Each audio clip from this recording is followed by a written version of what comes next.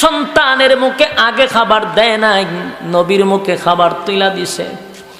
আল্লাহর পয়গম্বরের রাত্রের বেলা জড়াইয়া দইরা ঘুমাইছে। নবীর বিরুদ্ধে কেউ কথা বললে আবু তালেব তরবারিটা লইয়া আগে দাঁড়াইছে। আবু তালেব যতদিন পৃথিবীতে বেঁচে ছিল রে, নবীর বিরুদ্ধে কথা বলার সাহস থাকলেও সামনাসামনি কেউ বলতে পারছে না। যতদিন আবু তালেব বেঁচে ছিল, নবীর শরীরে একটা টাচ করার সাহস কারো ছিল না।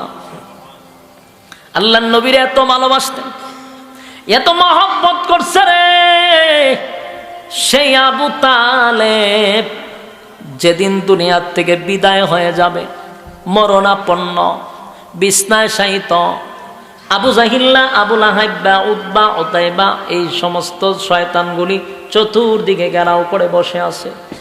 জানেননি কেন? যেন নবী যেন বিদায়ের সময় আবু তালেবকে কালেমার দাওয়াত না দিতে পারে।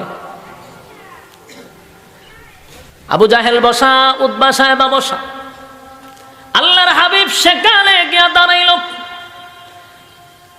চাচার কাছে গিয়া বসছে, বৈশা বললেন, প্রাণের চাচা গো, এই হালতে যদি আপনি মারা যান, এই হালতেই যদি আপনি মারা যান, আমি আপনার বাতিজা, আমি একজন পয়গম্বর হওয়া সত্ত্বেও কিয়ামতের মাঠে আপনাকে আমি জান্নাতে নেওয়ার সুপারিশ করতে পারবো না।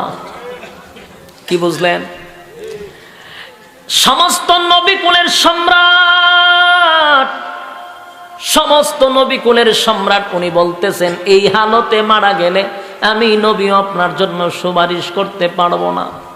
তবে প্রাণের চাচা একটা বার কালেমাটা পড়ায়া শোনায়া দেন। নবী বুঝতে পেরেছিল আবু জাহিল্লা বসা, আবু লাহাইবা বসা, উতবা সাহেবারা বসা, চাচা যদি কালেমা পড়ে তারা শুনে মানুষের কাছে বলবে।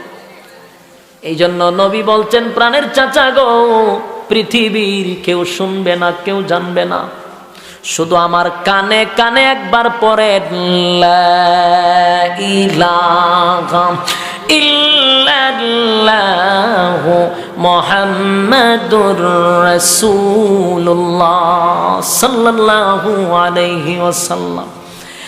প্রাণের চাচা একটা বার শুধু আপনি কালেমা পড়েন গো,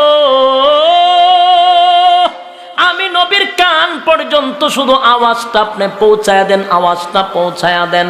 ওয়াদা দিলাম, ওয়াদা দিলাম, পৃথিবীর কেউ শুনতে হবে না, কেউ জানতে হবে না, আমি নবীর কান পর্যন্ত যদি একবার আওয়াজটা পৌঁছে যায়, একবার যদি আওয়াজটা পৌঁছে যায়, ওয়াদা দিলাম কিয়ামতের কঠিন ময়দানে আমি আপনার চাচাকে ছাড়া আল্লাহর তরি জান্নাতে যাব না।